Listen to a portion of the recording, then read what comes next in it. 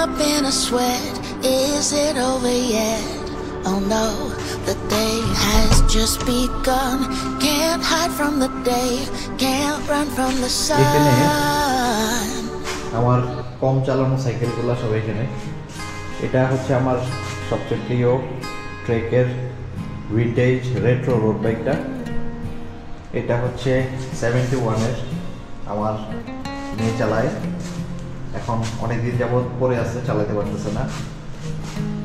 এটা হচ্ছে ভেলোসের আউটরেজ সিরিজের 604, অনেক পুরনো। এটা কেনার পরে 500 কিলো মনে হয় চলে নাই, এভাবেই পরে থাকতে থাকতে নষ্ট হয়ে গেছে, জং ধরে গেছে। আমার ভাতিজা চালায়। এটা হচ্ছে 71-এর একটা লেডিস সাইকেল, 24 সাইজের হুইল, হট পিঙ্ক কালারের এবং ব্ল্যাক বাস্কেট, হোয়াইট স্যাডেল। এইটা হচ্ছে একটা বাইক যেটার জন্য ভিডিওটা করতেছি। এটা হচ্ছে একটা রেট্রো স্টিল ফ্রেমের মাউন্টেন বাইক। এটার এখনো মেইড আমি বের করতে পারি নাই, সম্ভবত এটা 1980 কিংবা 1970 বাইক।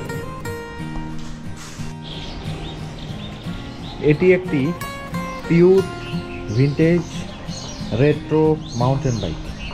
এটার হুইল সাইজ হচ্ছে 26 এবং এর ফ্রেম সাইজ হচ্ছে 58 সেন্টিমিটার। এটা হচ্ছে একটা ম্যাজিক্যাল জিওমেট্রি যেটা পৃথিবীতে বহু বছর রাজত্ব করেছে। তা হলো এর সিট টিউব হচ্ছে 58 সেন্টিমিটার, এর ডাউন টিউব বা বটম টিউব হচ্ছে 58 সেন্টিমিটার এবং এটার টপ টিউব হচ্ছে 58 সেন্টিমিটার। তিনটা বাহুর দৈর্ঘ্য সমান, কিন্তু হেড টিউবগুলো হচ্ছে বড়। আগেকার মাউন্টেন বাইকগুলোর হেড টিউবগুলো বড় থাকতো অনেক। এই বড় থাকার কারণে এটার জিওমেট্রি এন্ডুরেন্স হতো, আর টপ টিউবটা হয়তো পুরোপুরি ফ্ল্যাট। এখনকার জিওমেট্রি ধীরে ধীরে চেঞ্জ হয়েছে, অর্থাৎ সিট টিউব ছোট হয়ে গেছে এবং ডাউন টিউব এভাবে অ্যাঙ্গেল হয়ে যায়, যেটাকে আমরা এন্ডুরেন্স জিওমেট্রি বলি, আর আগে ছিল ফ্ল্যাট জিওমেট্রি। তো যাই হোক, এই বাইকটা আমি আমাদের বাংলাদেশে অপু ভাই নামে একজনের কাছ থেকে কালেকশন করছি। তার 2টা বাইক আছে, সে এটা অনেক দিন চালাইছে, এখন আর তার এটা ভালো লাগে না, তাই সে এটা বিক্রি করে দেওয়ার জন্য সেল পোস্ট দিয়েছিল। আমার কাছে দেখে ভালো লাগছে, তাই আমি নিয়ে আসছি। এটার ফুল বডিটা হচ্ছে ক্রোমো অ্যালয় বলে, ক্রোমো স্টিল যেটাকে বলে, ক্রোমো স্টিল, এবং এইটা হচ্ছে ভিন্টেজ জিওমেট্রির। এই বাইকটাকে আমরা রিস্টোরেশন করব, অর্থাৎ নতুন করে বিল্ড করব, মডিফাই করব।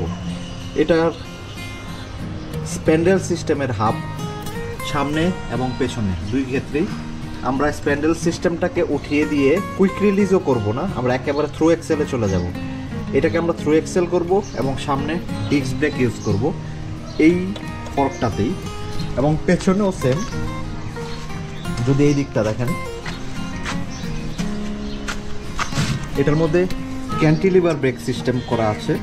ক্যান্টিলিভার ব্রেক আমরা রাখবো না, এখানে আমরা ক্যালিপার সিস্টেম ব্রেক সেটাও রাখবো না, আমরা এখান থেকে এটাকে থ্রু এক্সেল করে ফেলবো। আর এখানে আমরা ডিস্ক ব্রেক ইউজ করব এবং চেষ্টা করব অয়েল ব্রেক ইউজ করার জন্য। আর যদি এটাতে ইন্টারনাল কেবলিং করা সম্ভব হয়, চেষ্টা করে দেখব, যদি সম্ভব হয় তো ওয়েল, আর সম্ভব না হলে এক্সটার্নাল কেবলিং সিস্টেমই চালু করতে হবে।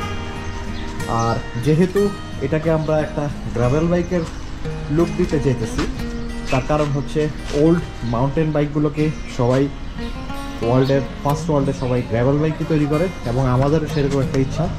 তাই আমরা এখানে একটা ড্রপ বার দিয়ে শিফটার দিয়ে দিব। আশা করা যায় যে এটা বিল্ড করতে আমার 6 মাস থেকে 1 বছর লাগতে পারে, কারণ আমার আর্থিক অবস্থা এখন ভালো না। ধীরে ধীরে আর্থিক অবস্থা ভালো হবে আর একটা করে পার্টস কিনবো, একটু করে বিল্ড করবো, চেষ্টা করব বিলগুলা আপনাদের সাথে শেয়ার করার। আশা করি এই ধরনের ভিডিও বাংলাদেশে কেউ এখনও করেনি, তাই এই ভিডিওটা আপনাদের উপকার করতে পারে। Thank you.